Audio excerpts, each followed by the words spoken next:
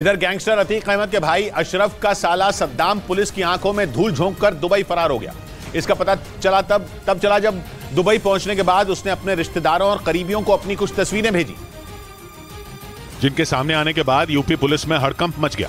सद्दाम पर आरोप है कि वो बरेली जेल में शूटरों को अशरफ से मिलवाने का काम करता था और उसे उमेश पाल हत्याकांड की पूरी जानकारी थी, इसीलिए पुलिस उसकी तलाश में जुटी थी। और सद्दाम को पकड़ने के लिए पुलिस राज्य के अलग अलग जिलों में छापेमारी भी कर रही थी।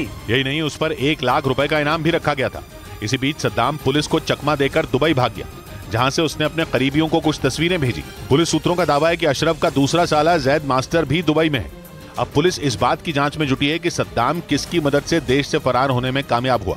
उधर जम्मू कश्मीर में होने वाली G20 की बैठक से पहले पाकिस्तान 60 से ज्यादा आतंकियों की घुसपैठ कराने की फिराक में।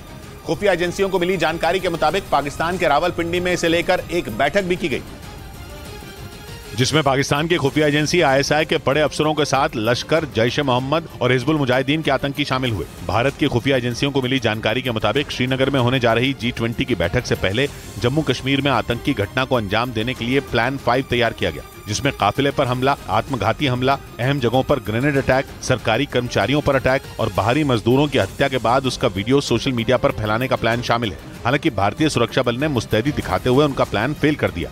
इस बीच G20 की बैठक से पहले कश्मीर में सुरक्षा के सख्त इंतजाम किए गए। बैठक में किसी तरह का खलल ना पड़े, इसके लिए जमीन से आसमान तक सुरक्षा को पुख्ता करने के लिए चप्पे चप्पे पर जवानों को तैनात कर दिया गया।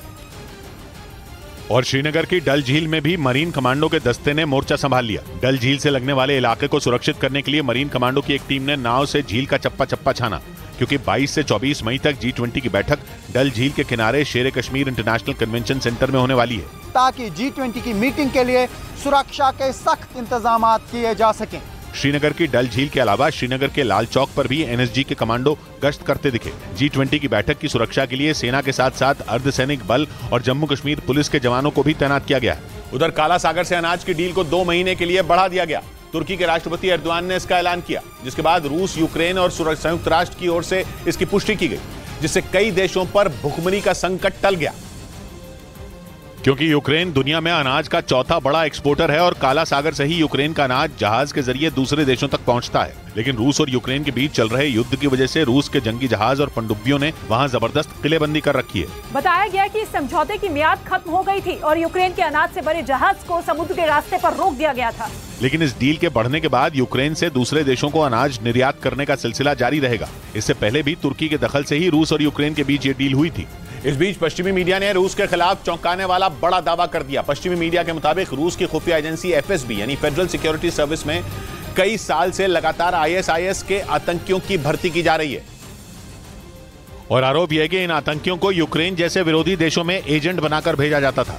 फिर वो एजेंट वहां से खुफिया जानकारी जुटाकर रूस को मुहैया कराते थे। इसका मतलब यह हुआ कि आतंकी संगठन ISIS छोड़ चुके लोगों को रूस की खुफिया एजेंसी अपने काम के लिए इस्तेमाल करती थी। हालांकि इस मामले में रूस की खुफिया एजेंसी फेडरल सिक्योरिटी सर्विस की तरफ से कोई बयान जारी नहीं किया गया। न तो FSB ने इस मामले में कोई सफाई दी और न ही इन आरोपों को झूठा बताया।